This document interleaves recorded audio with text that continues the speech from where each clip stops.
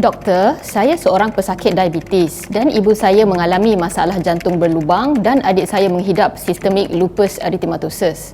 Pertanyaan saya, bagaimana cara terbaik untuk kami bertiga menyusun jadual pengambilan ubat-ubatan ketika berpuasa? Kemudian, apakah perkara yang perlu diberi perhatian oleh pesakit seperti kami ketika Ramadan?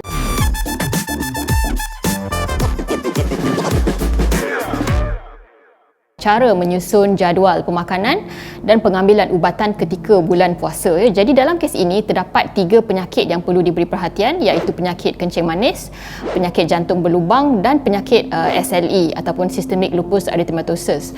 Untuk pesakit kencing manis, perlu diambil perhatian bahawa kita perlu mengetahui terlebih dahulu apakah jenis ubatan yang diambil, kerana ada pesakit diabetes yang memerlukan rawatan insulin injection sebanyak 4 kali sehari.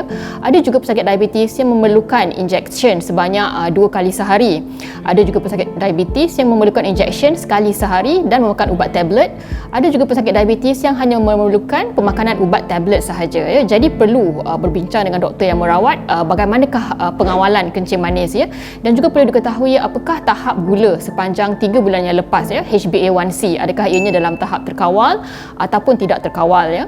Jadi untuk pesakit jantung berlubang pula, yang perlu diambil kira adalah adakah penyakit jantung berlubang ini menyebabkan masalah kegagalan jantung ataupun heart failure. Sekiranya masalah kegagalan jantung ataupun heart failure ini berlaku di kalangan pesakit jantung berlubang ini, perkara yang perlu diambil perhatian adalah pengambilan air. Kebanyakan pesakit yang mempunyai kegagalan jantung, pengambilan air perlulah dikurangkan sehingga kurang daripada 1 liter setiap hari. Dan untuk pesakit yang mengalami SLE, perkara yang perlu diambil kira ialah pemakanan ubat perlu sentiasa regular dan tidak boleh ditinggalkan. Jadi untuk ketiga-tiga pesakit ini, saya mencadangkan bahawa pengambilan ubat perlu diambil ketika waktu sahur dan waktu berbuka puasa. Jadi perlu berbincang dengan doktor yang merawat, sama ada doktor pakar kencing manis ataupun pakar jantung ataupun pakar rheumatology, untuk menentukan adakah penyakit anda ini boleh dikawal dengan pengambilan ubat sebanyak 2 kali sehari, iaitu ketika sahur dan ketika berbuka puasa. Untuk pesakit kencing manis, yang paling penting adalah perlu diambil kira bagaimanakah tahap kontrol ataupun pengawalan gula anda.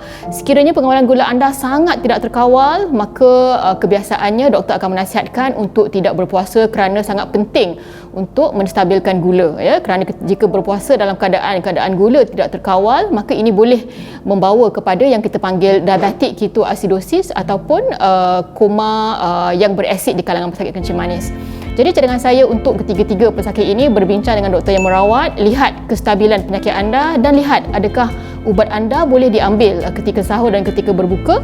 Sekiranya tidak boleh, maka anda tidak boleh berpuasa. Jadi sukar untuk kita generalisekan ataupun membuat satu kesimpulan umum untuk ketiga-tiga pesakit ini, kerana setiap pesakit adalah berbeza.